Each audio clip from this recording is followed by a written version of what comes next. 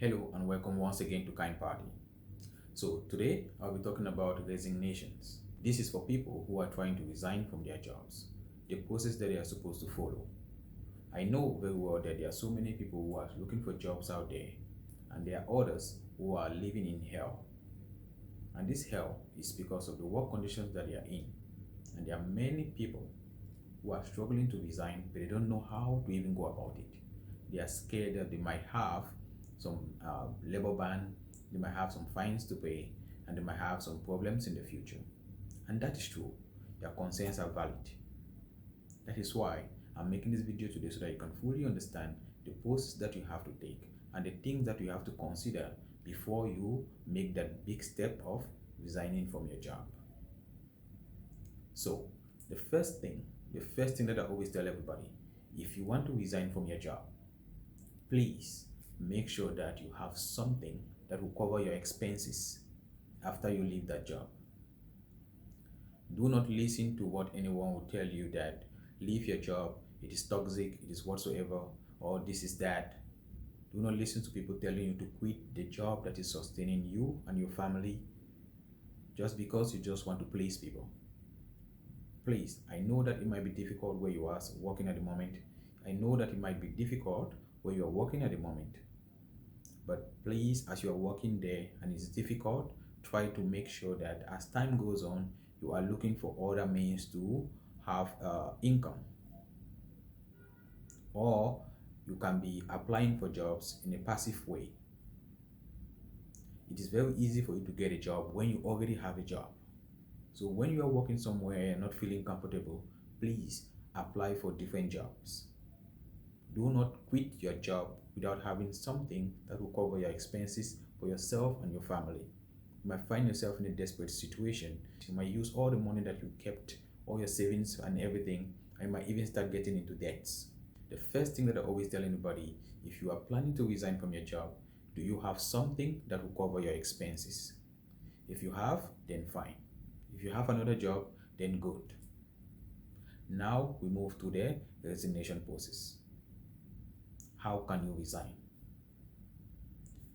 Next thing for you to consider is that you have understood the labor law. And by understanding the labor law, it simply means that you have read your contract thoroughly and you have determined if you are having a limited contract or an unlimited contract. And I'm talking as regards to the United Arab Emirates. According to the 1980 law, a limited contract and an unlimited contract are still valid. And up to today, they are still valid at the time I'm making this video. However, according to the new law that began in February 2022, only one type of contract will become valid, and that is a limited contract of 3 years. But we still have some people under unlimited contract. So the government has given these people and their companies 1 year to revise these contracts. It means to transform these unlimited contracts to 3 years limited contracts. And all these contracts, they have their own terms and conditions. So the first thing before you resign, make sure that you have understood whether you have a limited contract or an unlimited contract. Next thing, after reading your contract, you have to determine if there are any clauses in your contract that prevents you from doing certain things. And that is, for example, you have a non-compete clause. A non-compete clause simply means that your company has inserted that clause to make you to be unable to join a different company that has or that offers the same services as your current company. So if you're working in a specific company, they might insert a non-compete clause so that when you leave them, you cannot work in a similar company that is providing the same services as them. That is a non-compete clause. Also, there are different clauses that can be found in your contract, like your notice period. Some companies put your notice period to 2 months period. Some is 1 month. So you have to know all these things because they will help you to plan well when you want to submit your resignation. The next thing that you have to consider is absconding. Do not abscond, no matter the situation. Absconding will only lead you into more problems in this country. I know that things get difficult sometimes. Absconding is not the solution. If you abscond, you are putting yourself in a situation whereby you might get a ban for 1 year and you might even get some fines. Absconding is when an employee leaves the company without notifying that company. And some companies usually fight for absconding cases for their employees when the employee does not show up for work for about 7 days consecutively. So don't leave your company without notifying them. That is not resignation. That will be called absconding, and it might lead to a labor ban on your part. Another thing that you need to put in your mind is that you are not supposed to ask for permission from your company before you resign. Resignation or leaving any company is your total right. It's your full right. You don't have to go to your company and say, please, I want to resign. No, they don't have anything to say. You are the only one that is supposed to make that decision that I want to leave this job. And after you make that decision, you have to follow the next step. And the next step is simply to send an official resignation letter. I see so many people make mistakes every day, and this leads them into problems. They make this mistake like they don't send in an official resignation letter. They go and meet their managers with word of mouth and say, sir, I want to resign. If you say it word of mouth, even after 1 month, you say you want to leave that company, they'll tell you, where's your resignation letter? You never sent any official resignation letter and might put everything that you have been planning into jeopardy. So please try to always send an official resignation letter. Even if it's to your line manager, send the resignation letter. Write an email and send to them. Send to them and inform them that you want to resign from the company, and they should tell you about your last working day. They should tell you which day is supposed to be your last working day. That is very important, especially if you want to move to another company, because you need to inform that new company of your last working day. It helps them to plan very well. So your old company is supposed to tell you your last working day. They have to reply to that email. And even if they don't reply, you have to calculate 1 month from the day you send that email. 1 month after you send that email is supposed to be your last working day, if your notice period is 1 month. According to the new law, it clearly states that if you are going to a new employer, your notice period is 1 month period. So if I send my resignation on the 1st of May, it simply means that on the 30th of May, or the last day, 30 days after the 1st of May, is supposed to be my last working day. It means that you can stay at home and you don't show up at work. And when anybody asks you anything, you have officially sent an email, and that email clearly states that you want to resign. It doesn't matter whether they reply to that email or not. But please, if you don't send that email, if you don't send an official email to your manager or to your HR, and you just sit at home after 1 month, you will fall into big problems. After submitting that email, after submitting an official resignation letter or an official email to your manager or your HR, you have to be aware of the counter offer. In many cases, when you submit your resignation letter, one thing that your company will tell you is that, oh, please don't leave us, we really value you, we want to increase your salary, we want to give you another position, we want to transfer you to this place to get more benefits, to get this and that.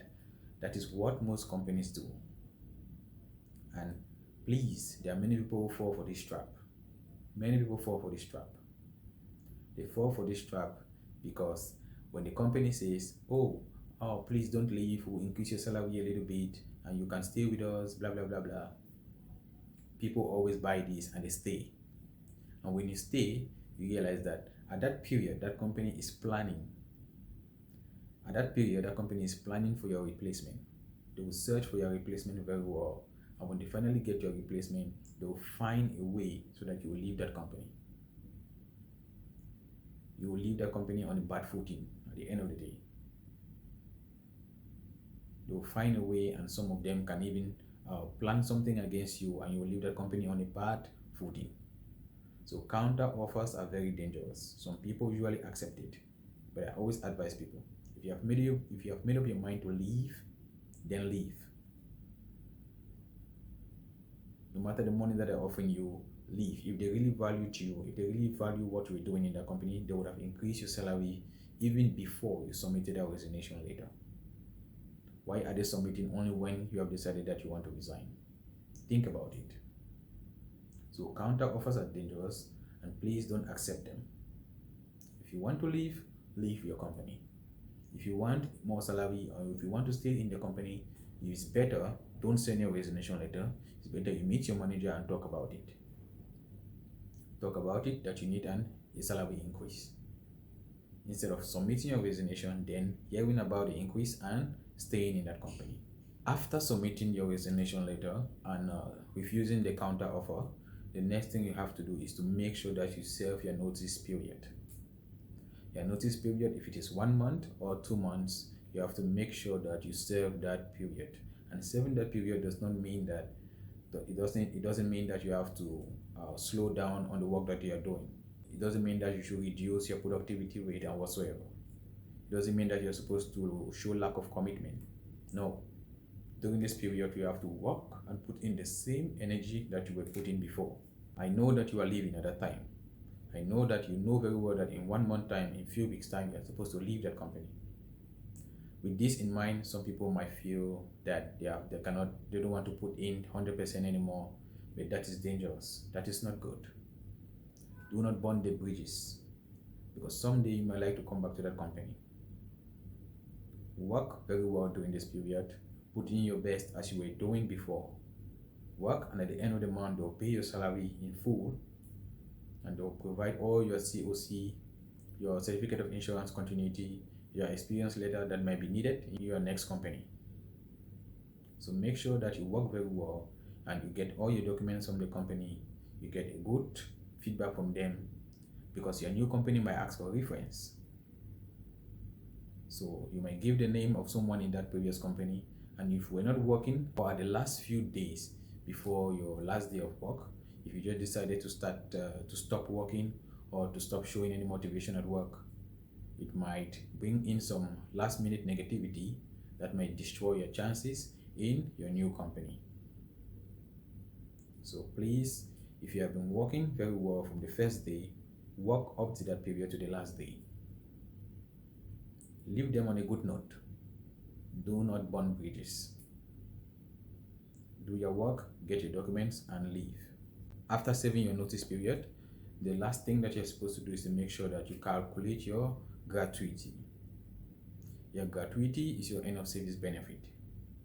If you have worked more than a year in that company, you are eligible for gratuity pay. So you have to make sure that you calculate your gratuity very well.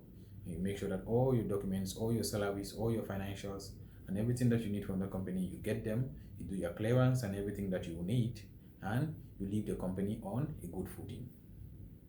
So that is simple. That is the resignation process.